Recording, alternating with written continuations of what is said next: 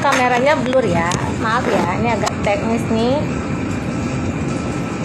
Oke, kembali lagi di BOP Live kali ini dengan Rosi, dengan tema branding dengan konten yang menarik.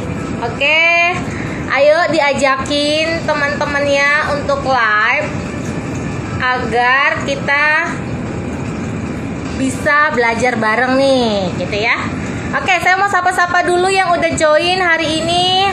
Oke, Mas Bagus udah join, Ibu Ramawati, Pak Albert, Abigail, Maya, Shopping Hai. Oke, Siska, halo. Samuel, halo. Mila, Puji, Rumah Sekar. Oke, Prima Mandiri. Oke, sudah rame. Kita langsung aja. Kita mau BOP Lab kali ini belajar dari ahlinya tentang konten ya. Oke, sebelum mau absen, boleh nggak ya di komen gambar saya jelas nggak ya? Gambarnya jelas, suara saya jelas. Ayo teman-teman, sahabat-sahabat ISC yang hari ini. Halo, halo Ibu Nila, coba suara saya sama gambarnya jelas? Jelas. Oke, langsung aja gitu ya. Sebelum ke kontennya, sebelum ke narasumbernya, ke gestar kita, saya mau umumkan pengumuman yang tadi pagi gitu ya, masih hot banget nih, bahwa ISC menambah area hijau. Hore! Semoga teman-teman semakin happy, semakin semangat membangun bisnisnya, semakin terus menceritakan gitu ya, menceritakan ke semua orang, ke teman-teman, rekan kerja, tetangga, atau bahkan sobat-sobat online-nya, agar berpindah belanjanya dari toko-toko yang saat ini mereka belanja ke toko kita, tokonya masing-masing, teman-teman ISC ya. Oke, langsung aja, kita nggak mau lama-lama, kita panggil gestar kita. Oke, gestarnya.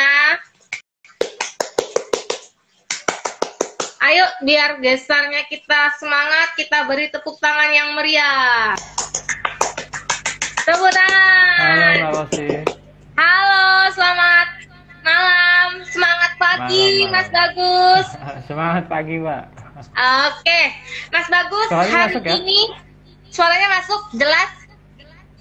Oke. Oke, hari ini kita kan mau belajar lagi nih tentang sesuai topiknya kepada teman-teman ISC, yaitu tentang branding dengan konten yang menarik, gitu ya. Nah, mungkin Mas Bagus boleh ceritakan nih sebelum ke materinya yang mau kita sharing hari ini. Perkenalan dulu Mas Bagus. Mas Bagus ini siapa sih, gitu ya? Silakan Mas Bagus. Oke, selamat malam teman-teman ISC. Perkenalkan, saya Bagus. Saya content marketer. Jadi setiap hari saya bikin konten untuk marketing dan branding. Jadi kalau brand-brandnya butuh konten, biasanya saya yang bikin dengan tim. Seperti itu. Kira-kira itu perkenalannya ya. Nanti kita ngobrol-ngobrol soal konten marketing itu seperti apa dan konten untuk brandingnya itu bagaimana, kayak gitu. Oke Mas Bagus. Jadi kita langsung aja ke topiknya, bahwa Mas Bagus ini adalah seorang konten kreator gitu ya. Jadi kita teman-teman ISC hari ini boleh bertanya apa aja gitu ya, yang sesuai dengan temanya. Kenapa? Karena bagi dua penanya yang beruntung akan mendapatkan merchandise. Tapi kalau bisa yang nanya yang lebih hot ya pertanyaannya tentang branding dan konten ya, biar Mas Bagus milihnya pun enak nih gitu. Ya kan? Oke, jadi katanya Ibu Puji, Mas Bagus suaranya harus agak lebih jelas, mungkin lebih keras Mas. Ya, oke, siap.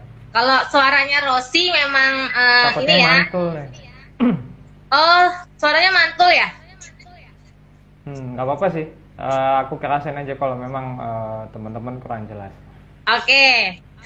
Kalau suara saya memang kayak suara kenek, Mas. Tanah Abang Blok M gitu ya. Semangatnya seperti Iya. itu. Jadi Mas Bagus harus ngalahin suara saya nih. Oke, Mbak. Oke. Langsung aja gitu ya, karena teman-teman yang udah penasaran gitu ya.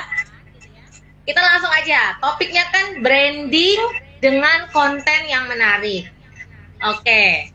Menurut Mas Bagus nih, gimana sih cara membangun personal branding kita dengan dengan konten-konten yang menarik? Karena memang teman-teman ISC ini adalah termasuk orang yang baru aktif-aktifnya di sosial media, baik di Facebook ataupun di Instagram. Jadi biar mereka itu lebih happy dan lebih semangat menawarkan bisnisnya dengan konten-konten yang menarik, tips and triknya bagaimana? Oke. Silakan, Mas.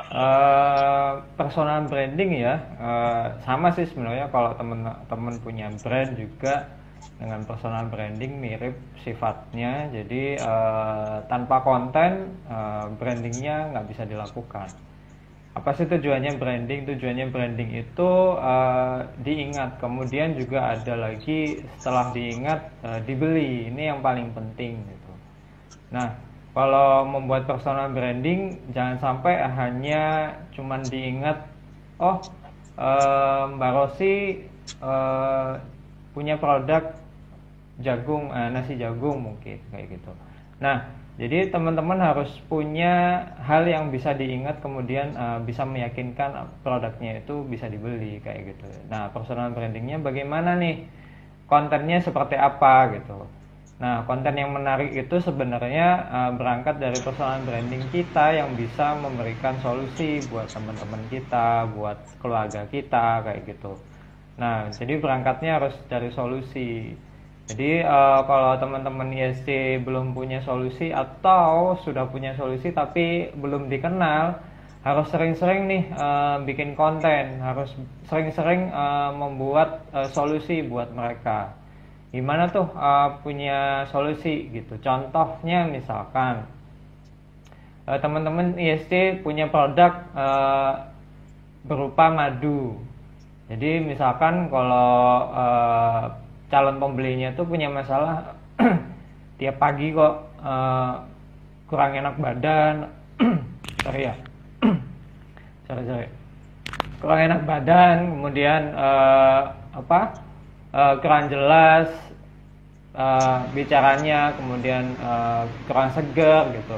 Bisa jadi bisa ditawarin solusi berupa madu nih gitu.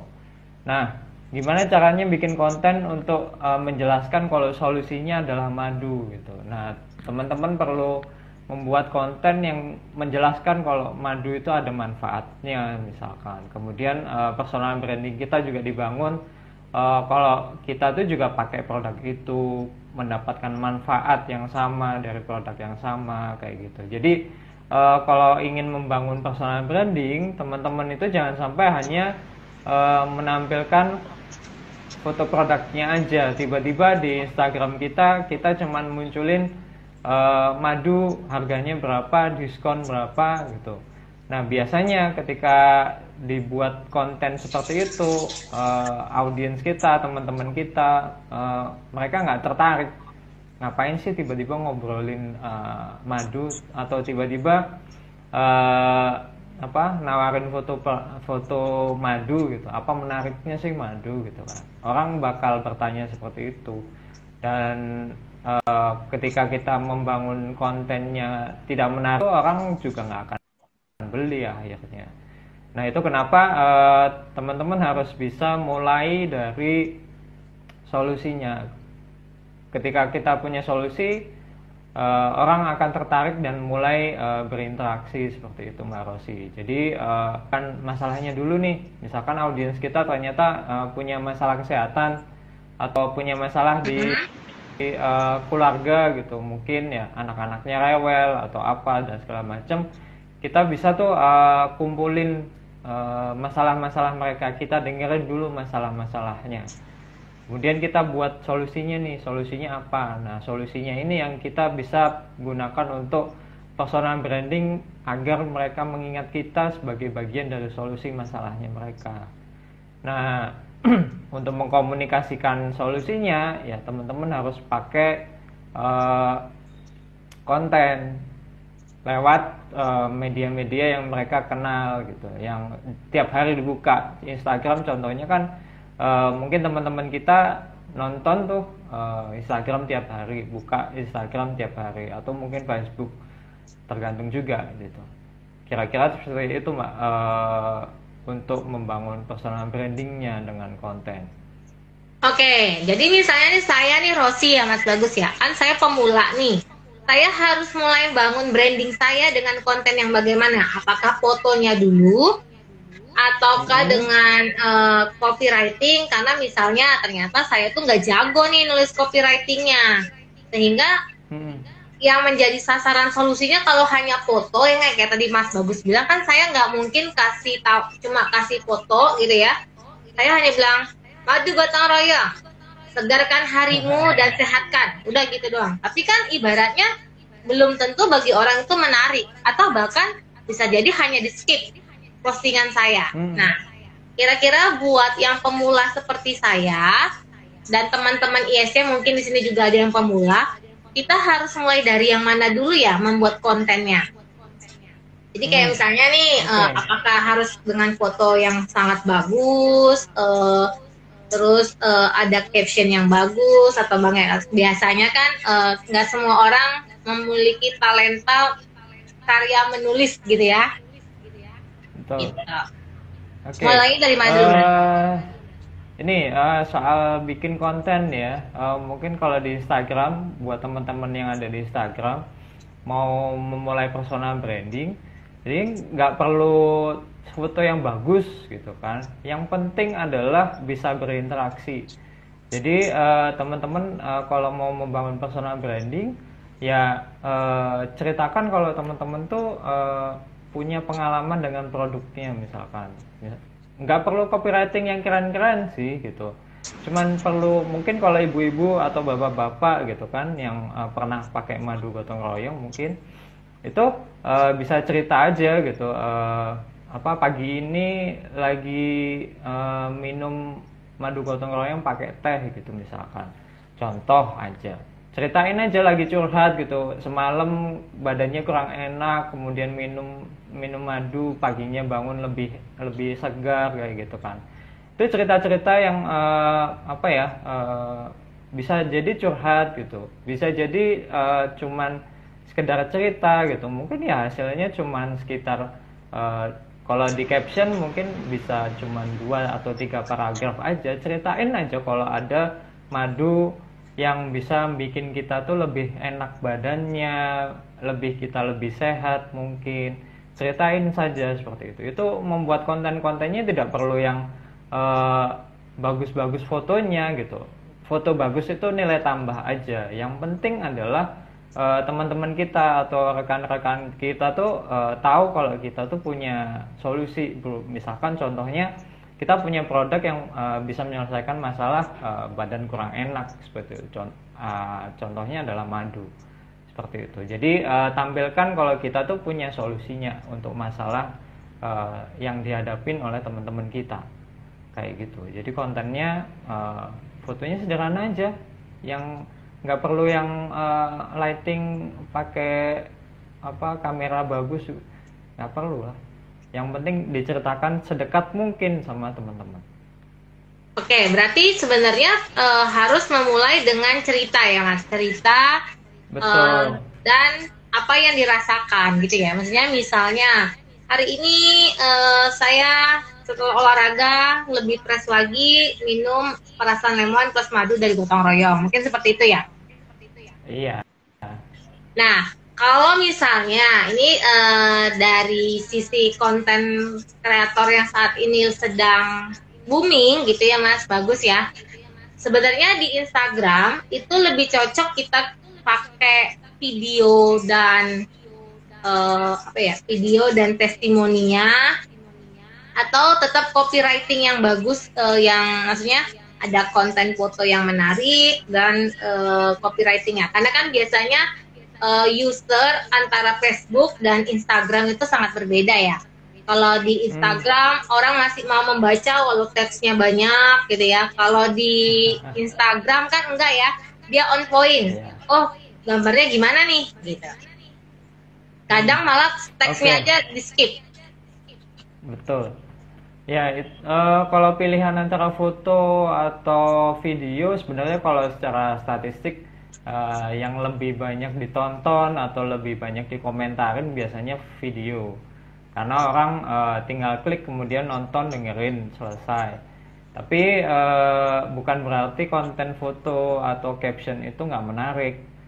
Nah, yang perlu dilakuin kalau ingin membangun personal branding, jangan sampai bikin konten satu bentuk aja. Jadi tiap hari video terus gitu kan. Nanti teman-teman atau audiensnya teman-teman sahabat ISC juga bosan gitu nontonnya. Setiap hari video cerita mulu gitu kan. Atau suruh dengerin suruh lihat mukanya kita, kadang-kadang juga audiens juga bosan gitu kan.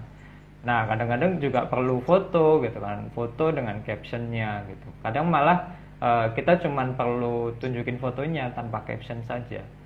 Nah, seperti itu juga bisa gitu. Nah, yang terpenting adalah kalau kita punya ingin membangun personal branding, kita tampil aja tiap hari, minimal ya sekali gitu, atau mungkin beberapa kali dalam sehari. Contoh misalkan videonya mungkin 1 kali gitu dalam 2 hari sekali gitu, atau 3 hari sekali. Kemudian fotonya tiap hari 1 atau 2 gitu foto. Kadang juga fotonya juga bisa jadi nggak nyambung dengan dengan produknya gitu. Fotonya bisa jadi kita dapat gambar lucu dari internet gitu, tiba-tiba kita upload ke Instagram, cuman buat menyapa audiens kita gitu kan. Ternyata ada meme lucu nih, komentarin dong, ada komentar gak gitu. Mungkin kayak gitu. Kalau yang kemarin masih viral sekarang juga contoh misalkan film Tili gitu, Butejo kayak gitu, itu masih sangat menarik buat orang untuk komentar di situ. Interaksi ada ya, bikin cerita, bikin meme kayak gitu. Oke, berarti memang kita pun harus membangun apa yang mau kita sampaikan ke audiens kita gitu ya Mas ya. Jadi misalnya, tapi kita nggak melulu monoton ya. Jadi kita maksudnya bisa aja bikin meme gitu ya, mengikuti sesuatu keadaan yang sedang viral gitu ya. Iya, betul. Oke, tapi mungkin bisa disempet-sempet lah ya di captionnya. Iya, bisa dong. Bisa. Oke, ini bisa. Kita coba baca-baca dulu atau udah ada yang bertanya, kita lihat. Mana tahu udah ada yang bertanya, sebentar. Oke, Puji Nainggolan, Horas gitu ya. Wah, saudara saya nih, Mas Bagus yang nanya. Apa yang menjadi alasan Kak Bagus ketika seseorang bisa membuat konten meskipun produknya belum ada? Mohon direspon ya Kak. Oh oke. Jadi dia membuat konten tapi tanpa ada produknya. Ya, di konten marketing yang saya lakukan itu buat personal branding atau bahkan brand, yang terpenting adalah punya audiens. Jadi dikumpulkan dulu penontonnya gitu. Jadi kita bikin konten itu untuk mengumpulkan orang biar interaksi terus dengan brandnya atau mungkin dengan kita sebagai pemilik solusi gitu. Misalkan kayak gini nih, kadang kita ngobrol-ngobrol atau tanya jawab gitu ya. Mbak siapa tadi? Mbak Fuji ya? Iya. Mbak Fuji, sebenarnya Mbak Fuji itu punya solusi gitu, punya keahlian. Misalkan tentang keuangan gitu. Tapi kita belum punya produknya nih, produknya gitu. Atau mungkin produknya soal tadi madu gotong royong gitu. Kita belum punya produknya. Tapi kita udah kumpulin audiens-audiens yang bakal selalu mendengarkan kita kalau kita tuh nyampaikan pesan. Nah, ketika kita udah punya audiens ini, kita bisa ngobrol ke mereka, masalah kamu apa sih di rumah gitu. Nah, ketika kita bertanya kepada mereka, mereka bisa jadi langsung curhat nih, ada cerita di rumah, ada masalah kurang sehat terus nih, kurang fit kayak gitu. Nah, terus kita akhirnya berusaha cari solusinya gitu. Kita bisa coba membangun produk sendiri misalkan, atau bahkan mungkin membeli produk yang sudah ada kemudian kita tawarkan sebagai solusi untuk orang lain seperti itu. Nah, kalau kita nggak punya audiens, gimana kita mau tawarin solusinya gitu. Nah, itu kenapa personal branding ibaratnya kita harus cari penonton gitu. Mereka harus nonton konten-konten kita setiap hari biar mereka menyimak ketika kita udah punya produknya. Ketika produknya sudah ada, nah mereka tinggal ditawarkan mereka mau beli atau tidak.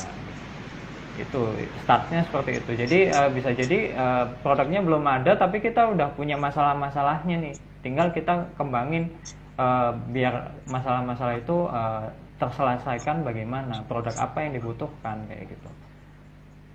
Jawabannya seperti itu kira-kira. Oke, semoga Puji Nainggolan bisa menentukan ya bahwa sebenarnya produk itu nggak mesti kita yang punya. Gitu. Maksudnya kita misalnya sebagai mitra ISC tawarkan aja solusinya, nanti ada yang komen, tinggal tawarkan produknya. Seperti itu mungkin ya. Nah dia tanya lagi nih, kalau ISC Club sendiri apakah dimulai dari produk atau kontennya dahulu? Dimulai secara bersamaan. Karena kita mau menawarkan solusi buat semua orang. Gitu. Oke, ini ada pertanyaan. Oh, ini sebenarnya tips mungkin ya. Ada dari Ibu Pini Dini. Bagaimana cara membuat hashtag yang keren? Oke, hashtag ya. Hashtag di Instagram itu sebenarnya tidak ada hashtag yang keren atau yang lebih benar. Sebenarnya di Instagram cara kerja hashtag adalah seperti ibu punya rak buku atau lemari-lemari loker seperti itu. Jadi kita punya konten, kemudian kita ingin masukkan konten ini ke loker tertentu misalkan. Itu fungsinya fungsi dari hashtag. Jadi hashtagnya misalkan produknya adalah madu, ya bikin masukkan konten madu itu ke loker yang tepat. Misalkan lokernya adalah hashtag madu sehat atau minuman sehat seperti itu. Atau ya tidak ada resep yang membuat sebuah hashtag lebih keren sebenarnya. Yang ada adalah hashtag itu banyak dipakai orang atau tidak. Nah, itu yang mungkin bisa dipilih ibu cari hashtag yang mungkin tidak terlalu rame. Ketika hashtagnya sudah terlalu rame, ibaratnya lokernya itu udah terlalu penuh gitu. Nah, ketika ibu masukin produk ke hashtag itu, bisa jadi konten yang dibuat untuk personal branding ini malah tidak dilihat orang karena tertumpuk dengan konten yang lain dengan hashtag yang sama gitu. Kalau bisa malah bikin hashtag sendiri, bikin loker sendiri. Jadi misalkan punya produk, punya brand sendiri, misalkan madu gotong royong gitu, dikumpulin aja jadi satu gitu kan. Hashtag madu gotong royong. Ketika orang cari madu, bisa jadi nemu nih madunya ISC kayak gitu. Seperti itu. Nemu madu gotong royong semua fotonya, kontennya tentang madu gotong royong, satu kelompok. Nah, itu yang disebut dengan hashtag yang relatable, ada hubungannya dengan fotonya. Jangan sampai nanti ketika kita bikin hashtag produknya apa, hashtagnya apa, itu malah dihitung sebagai spamming. Orang ketika ngelihat di Instagram, ini hashtagnya kok soal beras gitu, ternyata kok ada madunya, bertanya. Itu orang-orang bakal bertanya, dan ini siapa sih yang posting, kok nggak becus banget kayak gitu. Itu malah membuat personal branding kita jadi tercoreng kayak gitu. Oke.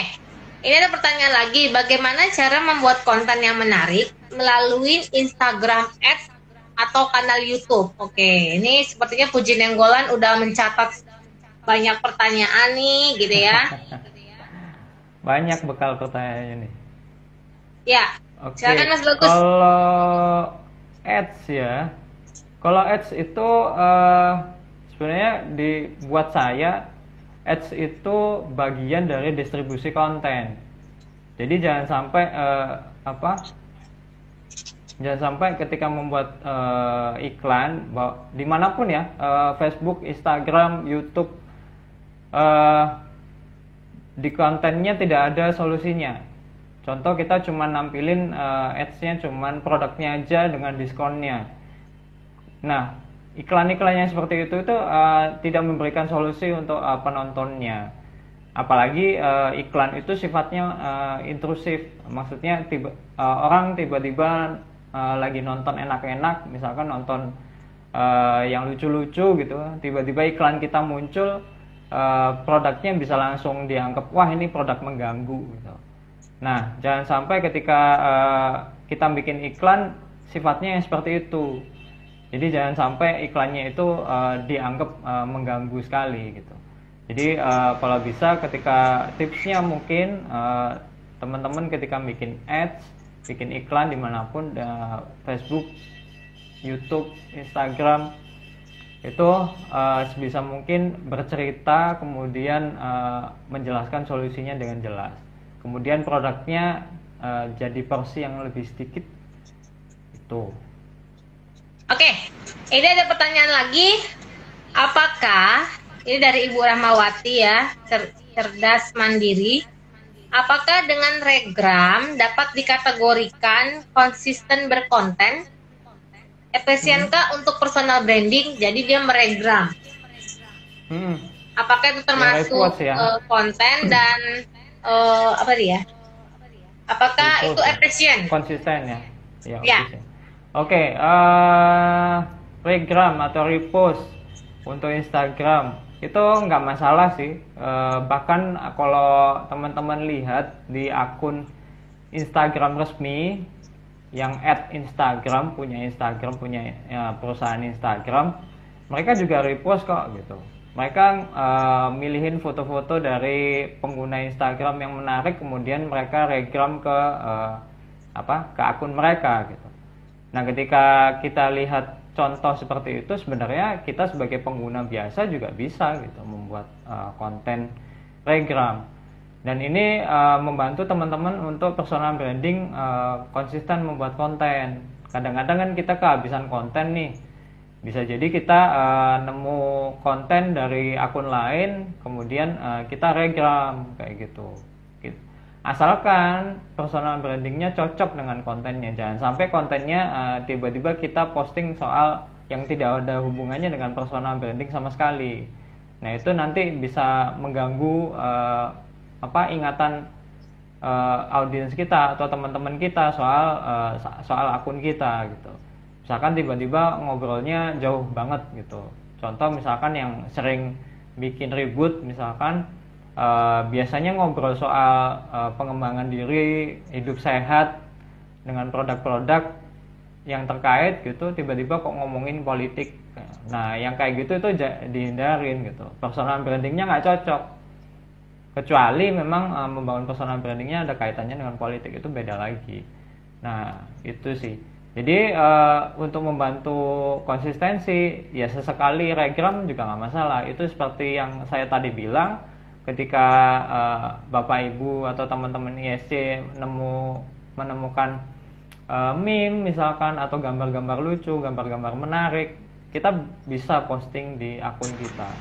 Yang jelas tetap harus memperhatikan etikanya gitu. Misalkan kalau ternyata itu konten punya karya milik seseorang misalkan, kita harus izin dulu ke mereka gitu.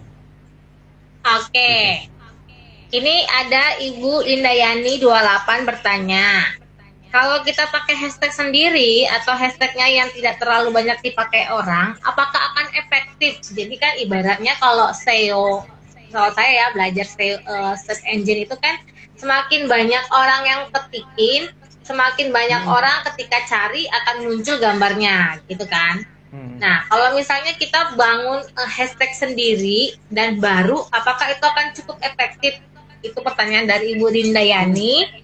Sekalian dah, ini ada 2 pertanyaan dianya. Dan lebih efektif mana antara ads di story atau ads di FB yang link ke IG? FB link ke IG. Oke. Oke, silakan Mas Bagus. Masih ingat nggak pertanyaannya? Untuk yang apa tadi? Yang pertama apa ya? Saya lupa. Yang pertama hashtagnya, kalau yang punya kita sendiri, iya. kan itu masih sedikit yang pakai. Apakah itu cukup efektif? Gitu. Ya, soal hashtag ini ada kaitannya dengan seberapa banyak audiens yang kita punya. Follower ya, kalau di Instagram follower. Jadi ketika kita membuat hashtag sendiri itu bagus untuk produk dengan branding yang khusus. Contoh misalkan produknya ISC gitu, kan nggak ada padanannya nih, nggak ada misalkan madu gotong royong gitu, nggak ada brand lain yang punya nama dengan yang sama. Nah itu efektif untuk audiens atau teman-teman kita yang sudah hafal dengan nama brand itu. Ketika mereka searching gitu, mencari di Instagram, mencari itu langsung madu gotong royong seperti itu. Nah itu efektif. Tapi ketika kita sebagai personal brand masih belum punya banyak audiens, belum banyak follower gitu, membuat hashtag sendiri itu masih sepi, tidak ada yang ngecek nanti. Nah solusinya bagaimana? Solusinya adalah kombinasikan antara hashtag yang kita punya, yang kita udah bikin sendiri, dengan hashtag-hashtag yang sudah ramai.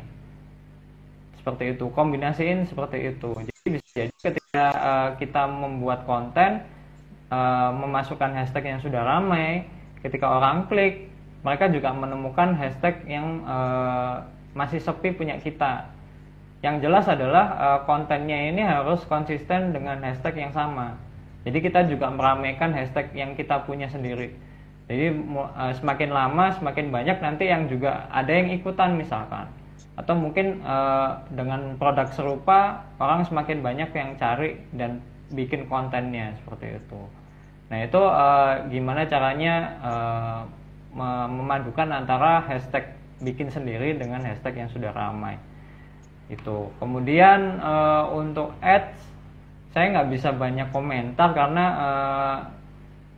antara FB ads atau Instagram ads saya kebanyakan adalah ads-nya itu saya tujukan untuk distribusi kontennya saja. Jadi misalkan saya punya konten untuk ningkatin banyak yang lebih nonton kayak gitu, atau lebih banyak reach, lebih banyak likes misalkan, atau lebih banyak komentar.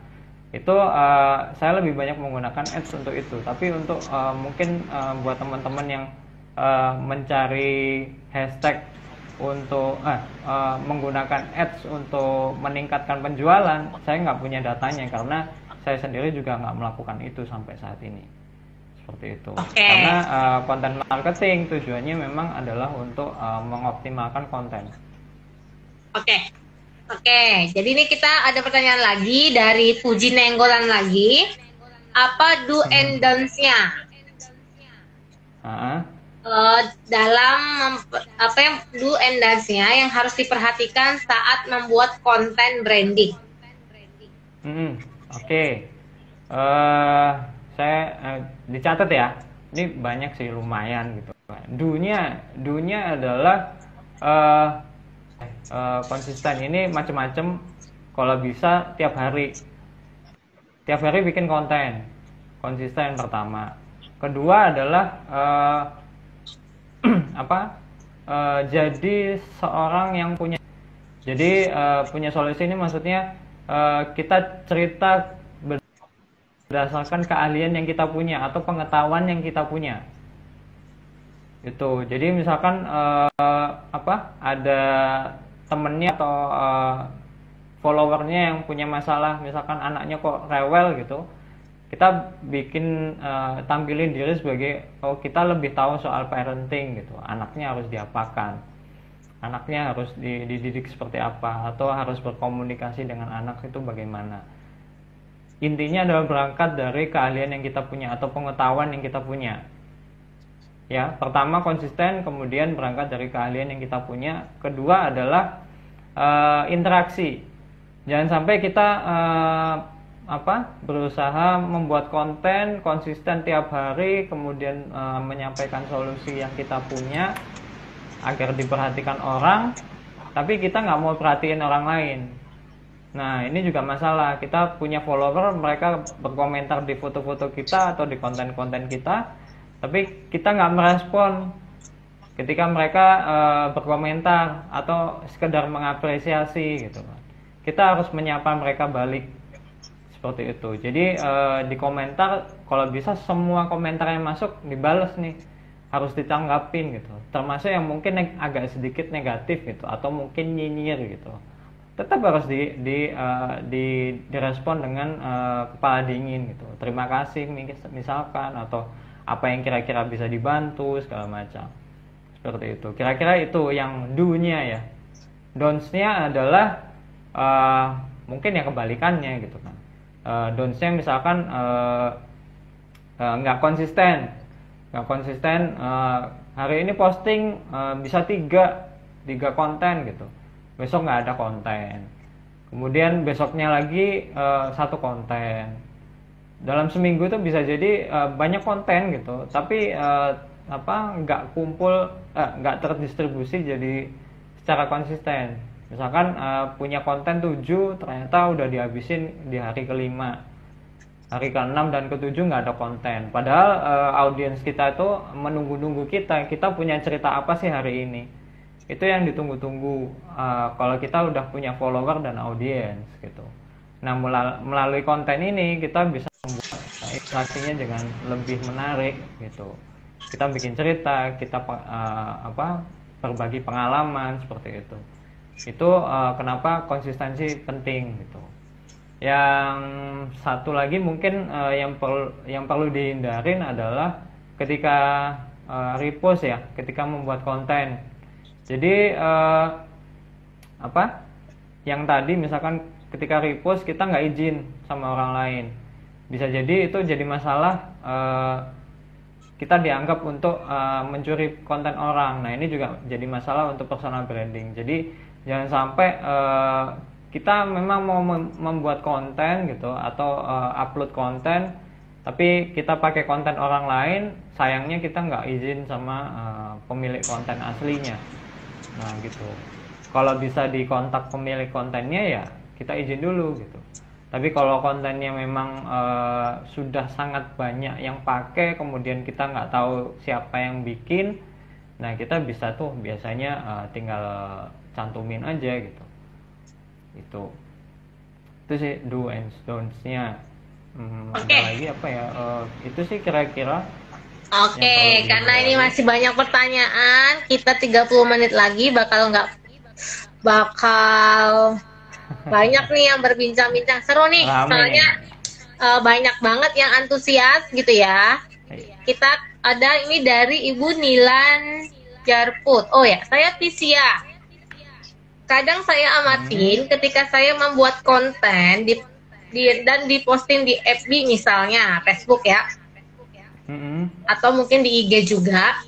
Ketika hati agak sedikit bad mood, kok saya merasa konten yang saya buat itu, yang saya posting seperti tidak bernyawa.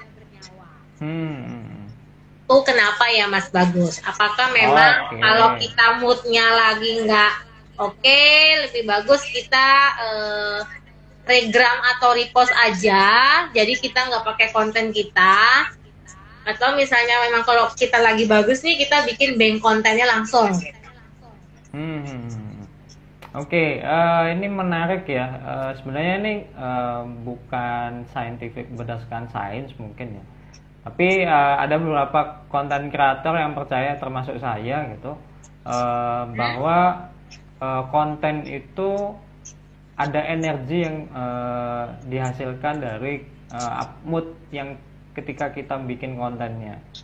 Jadi misalkan kita membuat caption tapi lagi bad mood gitu, moodnya lagi nggak enak, mungkin lagi marah atau mungkin lagi bahkan mungkin lagi lapar seperti itu bikin kontennya nggak optimal biasanya. Udah kecapean biasanya bikin sekenanya gitu, nggak ada rasanya. Itu ibaratnya kayak kita komunikasi dengan orang nggak punya semangat nih, sama orang interaksi tatap muka, kita nggak ngeluarin energi, kita nggak semangat, akhirnya komunikasi yang terjadi juga nggak ada nyawanya seperti itu. Itu berlaku juga di konten gitu, mungkin seperti itu. Jadi ya, kita keluar energi, kontennya juga ada energinya. Jadi sebenarnya mau secara offline ataupun online, apa yang kita keluarkan itu ibaratnya kita memancarkan sesuatu yang akan diterima dengan orang seperti apa yang kita lempar gitu ya. Jadi kalau kita lagi datar kontennya, segarkan harimu dengan gitu misalnya kan. Jadi kan dia juga ngerasa ini orang ngapain sih gitu ya gitu ya kali ya Mas Agus ya. Iya, betul. Kalau saya memang orangnya agak berapi-api, jadi kalau orang yang lihat saya kira saya ngajak ribut kali ya. Oke, kita lihat lagi ada pertanyaan, soalnya rame banget nih. Ketika Uji Nenggolan lagi nih, kayaknya dia memang tertarik sepertinya membuat konten marketing untuk teman kita yang satu ini untuk mungkin membesarkan bisnisnya. Semoga apa yang hari ini di-share sama tips-tips yang diberikan sama Mas Bagus, teman-teman ISC semuanya udah catat ya. Jadi kita besok bareng-bareng praktekkan. Oke, ini Puji Nenggolan lagi. Ketika kita ingin membuat suatu konten, namun sering menggunakan kata-kata promosi, apakah baik? Mas Bagus gitu. Jadi intinya kata-katanya hanya berulang. Setiap hari konten itu ada kata-kata itu. Ini mungkin kalau udah belajar copywriting atau menulis, kata-kata yang berulang kali diucapkan itu tidak efektif.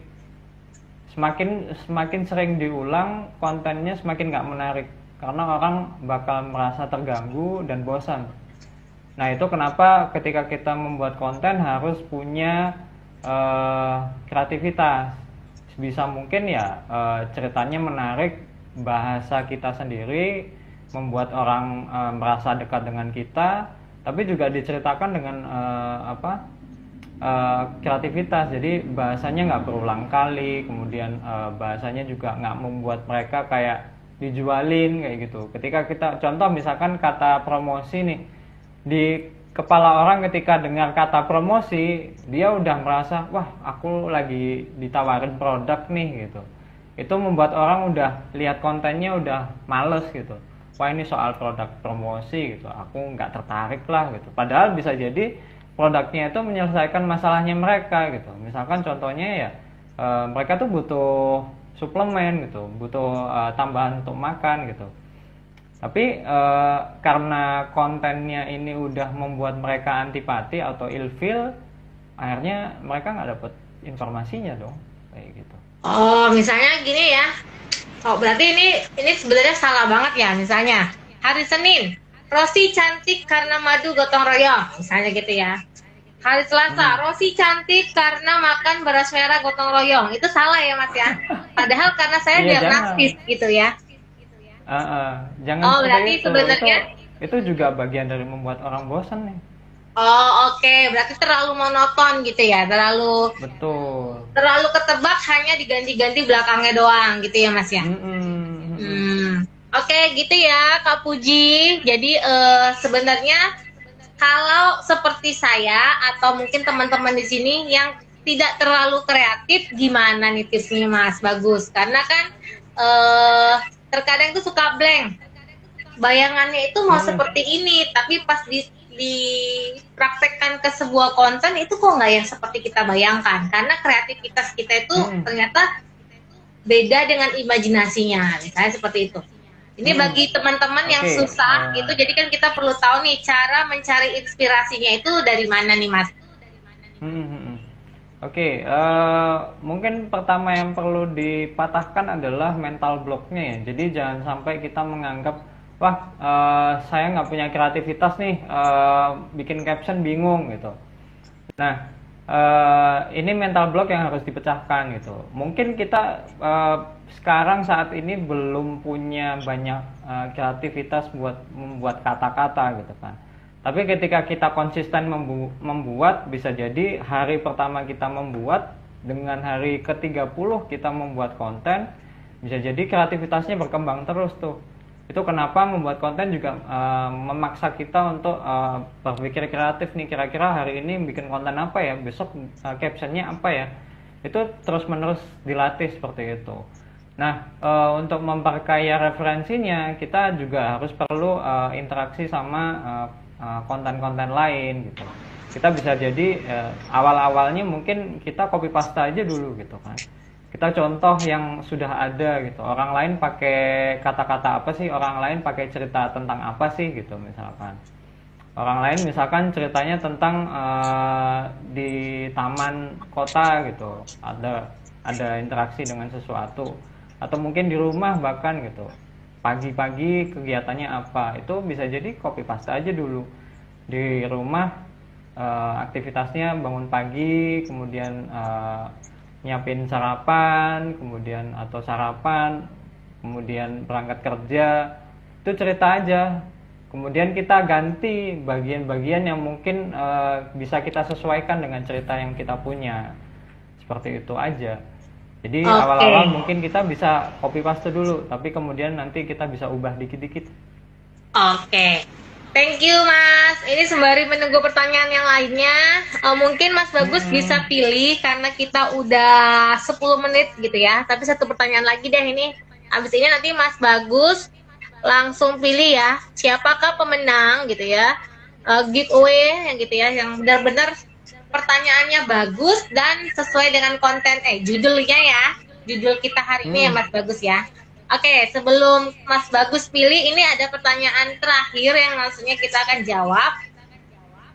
Dari Puji Nenggolan lagi. Pertanyaannya adalah, seberapa besar pengaruh pemilihan warna dengan citra brand? Misalnya warna merah, kuning, biru, ya kan terlalu banyak warna lah. Apakah misalnya warna-warni seperti saya hari ini tuh membawa aura lebih ceria seperti itu? Jadi seberapa besar pengaruhnya? Ada sebenarnya teori warna ya. Misalkan warna merah itu membuat orang lebih semangat misalkan, atau warna kuning membuat orang lebih ceria gitu, atau hitam membuat orang lebih punya wibawa seperti itu. Nah, sebenarnya itu masih teori, cuman kalau dipraktekkan kita bisa contoh nih brand-brand yang sudah besar. Kenapa mereka punya warna yang konsisten sama? Kemudian kita sebagai personal brand juga seharusnya punya warna yang konsisten. Jadi misalkan kita memutuskan warna kita tuh cocoknya warna pink nih. Pink merah muda yang lebih cerah gitu, lebih bahagia gitu misalkan.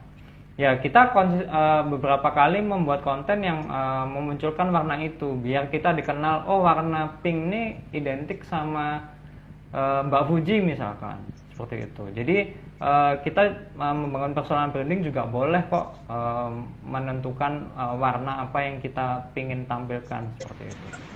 Oke, misalnya kalau misalnya bulan ini saya temanya merah, bulan depan biru, bulan depannya lagi, itu it's okay ya Mas ya? Jangan seperti itu Mbak. Jadi kalau bisa beberapa, misalkan milih 3 warna misalkan, atau maksimal 3 warna itu untuk kita. Jadi tiap bulan jangan berubah-berubah gitu intinya. Siap. Karena saya suka berubah-berubah kayak bunglon gitu. Bercanda ya. Ini intermezzo biar nggak terlalu tegang karena waktu kita udah 10 menit. Terakhir ya Mas, ini jawabnya cepet karena habis itu Mas harus pilih pemenangnya. Jawabnya lebih bagus atau enggak gitu ya. Ini aja nih. Ada Rati Danuarsa 2017. Mau tanya Mas Bagus, Untuk branding di sosmed, apakah lebih bagus sosmed kita itu akunnya bukan akun pribadi tapi akun bisnis? Lebih bagus akun bisnis atau akun pribadi? Oke, untuk akun bisnis atau pribadi, lihat produknya. Jadi teman-teman kalau mau membangun personal branding, pakai akun pribadi. Kalau untuk bisnis, misalkan produknya yang dijual lebih pingin membranding produknya, pakai akun bisnis. Oke, berarti sebenarnya lebih tergantung kebutuhan kita. Kalau emang kebutuhannya udah ke akun bisnis ya kita pindah aja ke akun bisnis ya. Sepertinya semuanya happy karena saya tadi kayak bunglon ya gitu ya. Jadi langsung pada happy ketawa nih yang lagi ikutan live. Oke, karena waktu kita hampir 90 menit, takutnya nanti terlewat pengumumannya. Mungkin Mas Bagus boleh pilih 2 penanya yang paling sesuai dengan konten kita hari ini, dengan topik kita hari ini dan yang paling bagus lah gitu ya. Tuh si Puji langsung bismillah. Dipilih dulu aja Mas, sembari saya men-summary. Juga Mbak Puji. Kalau jadi, pertanyaan yang saya ingat ini nih, pertanyaan yang bagus itu soal mood tadi. Oke. Siapa ya? Yang soal mood saya flashback dulu ya. Yang soal mood tadi Ibu Pisia ya? Siapa sih? Saya juga lupa. Yang soal mood Nilan Jarput Corner. Bener nggak sih? Ya, benar. Nilan Jarput Corner. Benar, Ibu Pisia berarti. Yang kedua, Puji Nenggolan kali ya. Iya, Bu Puji nih. Bu Puji, tapi pertanyaannya yang do and don't study ya. Jadi itu menarik kalau Bu Puji tanya, apa sih yang nggak boleh dan boleh dilakukan untuk personal branding lewat konten. Oke, berarti pertanyaan pemenang hari ini adalah 2 orang. Ibu Nilan Jarput Corner karena pertanyaan tadi mengenai konten mengikuti mood. Yang kedua adalah Puji Nainggolan gitu ya. Puji Nainggolan yang pertanyaan do and dance dalam membuat konten marketing gitu ya. Selamat kepada 2 pemenang. Tolong di DM alamatnya ya agar kita bisa kirimkan hadiahnya.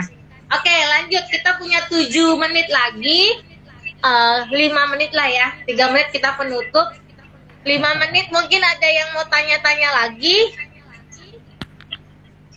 Atau oke, gini aja Mas, closingnya adalah tipsnya Mas Bagus buat teman-teman yang ikutan live hari ini, bagaimana caranya agar mereka lebih aktif gitu ya di sosial media, khususnya di Instagram, dengan konten-konten yang menarik agar followersnya mereka tambah banyak, engagementnya juga naik, dan bisnisnya mereka, khususnya bisnis ISC-nya, itu mereka lebih cepat bergerak gitu ya. Maksudnya gimana ya? Lebih cepat dikenal banyak orang bahwa mereka ini memiliki solusi atas kebutuhan masyarakat di Indonesia, misalnya seperti itu.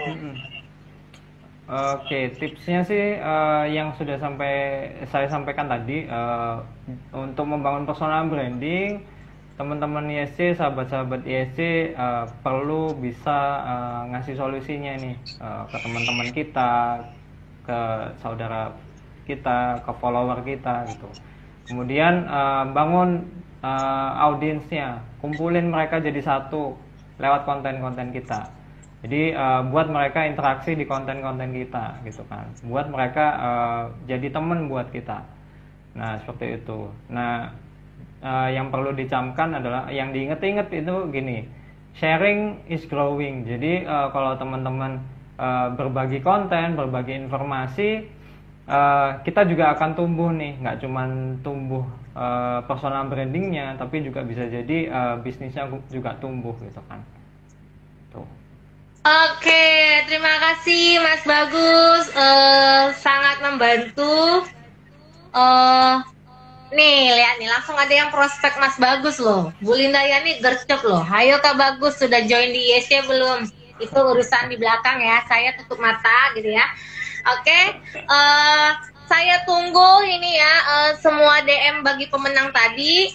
Alamatnya lengkap, nama, nomor telepon gitu ya. Terus yang jelas ditunggu kontennya. Jadi kalau bisa di tag ke saya nanti ya, praktek buat konten marketingnya Ibu Nilan Jarput dan siapa sih ya? Puji Nenggolan. Tag Instagram saya Rosi Borek dan tentunya tag ISC Glow. Kenapa? Saya mau penasaran nih. Langsung dipraktekkan nggak apa yang diberi hasil bahasan kita hari ini? Oke? Bikin challenge aja Mbak. Sekalian. Gimana? Sekalian bikin challenge biar mereka rutin. Oke, nanti saya bikin challenge. Oke, Mas Bagus, saya siap men-challenge teman-teman ISC semua di sini. Oke? Sebelum men-challenge, saya harus challenge diri saya. Karena kan tadi saya bunglon ya. Hari ini warna apa, besok warna apa. Ternyata itu nggak boleh. Oke, hari ini saya tetapkan saya warna yang penuh ceria. Ya, apa aja ya, gitu ya. Jadi, yuk terima kasih Mas Bagus. Hari ini benar-benar saya sangat mendapatkan masukan gitu ya. Ternyata pemilih banyak hashtag tadi saya juga belajar tentang Facebook Ads itu ternyata tergantung kebutuhan. Terus apalagi tadi ya, do and dance, tips-tipsnya bagaimana melakukan konten. Dan yang jelas kita harus punya stok bank konten agar tidak terpengaruh oleh mood saat kita buat ya. Sebenarnya yang paling penting tadi saya dapat dari Mas Bagus adalah kita harus robohkan mental block bilang saya nggak bisa, saya nggak kreatif gitu ya. Jadi itu harus dirobohkan dulu. Kalau itu nggak roboh agak susah nih. Oke, jadi itu aja. Terima kasih buat teman-teman yang live, terkhususnya buat Mas Bagus. Terima kasih, nanti tolong diperhatikan kita ya Mas ya. Masih jelek nggak di konten pribadi kita dalam membuat personal branding agar kita bisa menyenangkan guru kita, karena Mas Bagus kita anggap guru kan gitu ya. Pasti lebih bangga kalau murid-muridnya bisa menjalankan sesuai dengan yang diajarkan. Ya, semoga sukses semua lah. Amin gitu ya. Jadi segarkan harimu dengan madu gotong royong dan makannya yang jelas beras dari gotong royong juga dong gitu ya. Kenyang dapat komisi, kalau nyemil ya dapat komisi juga. Itu prinsipnya kalau nggak salah dari setiap brandingnya teman-teman ISC gitu Mas. Makan nasi dapat komisi, cuci piring dapat komisi, cemil atau jajan dapat komisi. Main handphone juga dapat komisi. Kenapa? Karena prospek-prospek dan cerita-cerita gitu. Jadi terima kasih buat hari ini, luar biasa Mas Bagus. Jangan jerah-jerah ya main ke kita. Oke, siap. Oke, terima kasih buat teman-teman yang live. Sampai ketemu di BOP selanjutnya. Saya tunggu dan saya challenge semua yang hari ini live posting tentang konten besok pagi ya.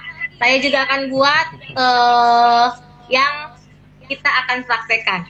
Ingat, Puji Nenggolan dan Ibu Nilan Jarput ditunggu. Terima kasih Mas Bagus, terima kasih semua. Sampai jumpa. Semangat.